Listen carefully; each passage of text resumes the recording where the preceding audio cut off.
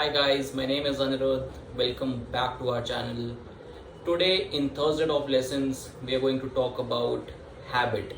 One of the things that truly defines our lives. So we're going to start a habit series in which we'll cover two books.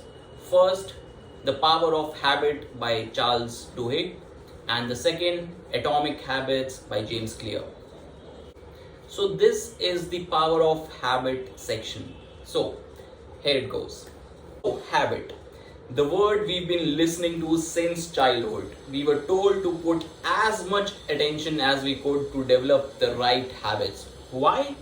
Is it really important to get the right habits inculcated during our forming years? What is the importance of habit in our personal and professional lives? Can we change our habits? And if yes, then how? We'll try and answer all these questions. So in this, we'll broadly cover three sections. First, the habit of individuals. Second, the habit of organizations. And third, the habits of a society. So first, habits of individual. The basal ganglia stored habits even while the rest of the brain goes to sleep. It's a section of our brain. The outer layers of brain are activated for recent information processing, and deeper layers store the old memories. This activity, in which the brain converts a sequence of actions into automatic routine, is known as chunking. We rely on a lot of chunks. Example, brushing your teeth to reversing your car out of your own parking. These are all information and memory chunks that involuntarily lead you to the same action. Technically, our brain is auto-configured for productivity initiatives to save effort. Habit chunks stay encoded in our brains and wait for the right cue to be triggered again. This is why every McDonald's looks the same and the routines of customer service are set. These all provide the cue to our habit loop. So this means a cue is an important feature to trigger a habit loop. So how to initiate new habits?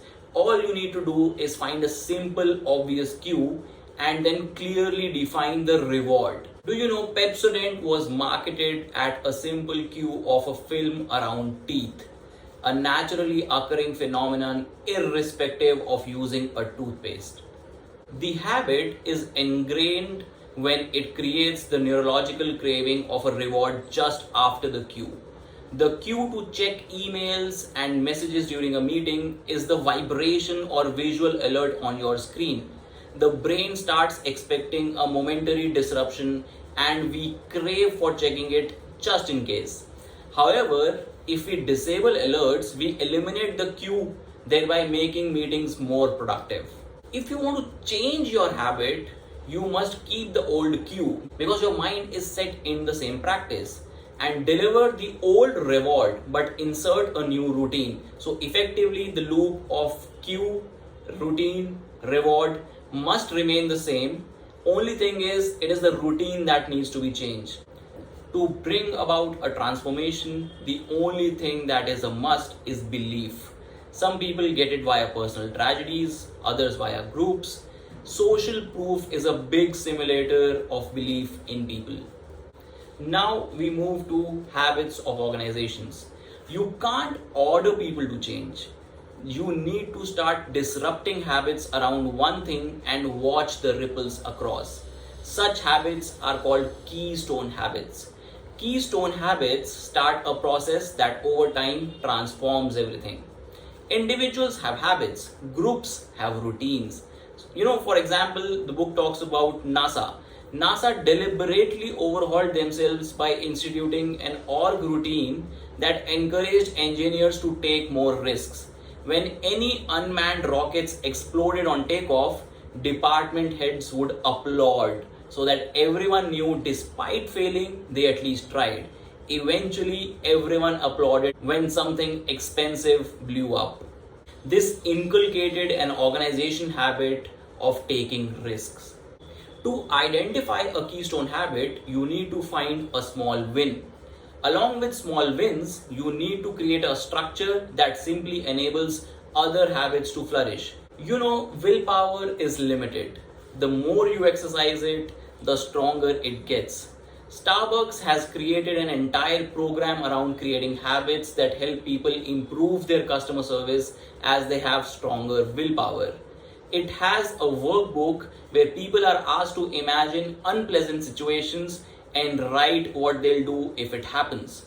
It is called the Latte method in Starbucks. Listen, acknowledge, take action, thank, and explain why it occurred.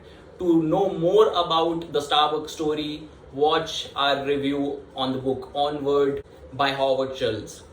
Some habit changes occur after a crisis unknowingly. Companies, they aren't families. They are battlefields in a civil war. Divisions compete for resources and sabotage each other to steal glory. Bosses put their subordinates against each other so that no one can mount a coup. It is these routines and consequent truces that help organizations sail through peacefully year after year. The brain craves familiarity. We all do the same for things we don't like to spend mental energy on. For example, music, food, we are all suckers for familiarity.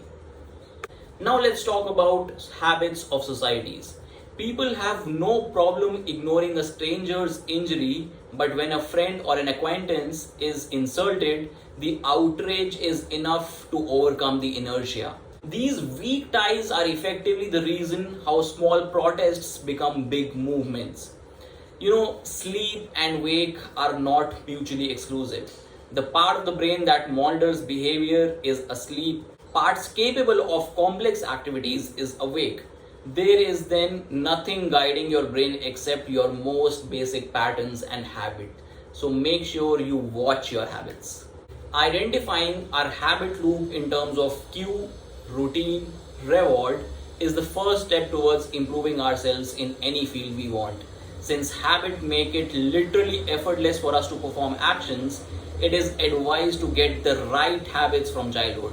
Nevertheless, a conscious effort with a structured approach can help us get the right habits as an individual, organization, or society.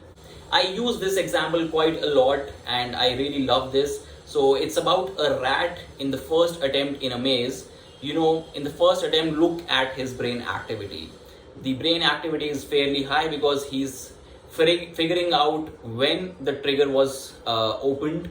He had to navigate through the maze and then got his reward.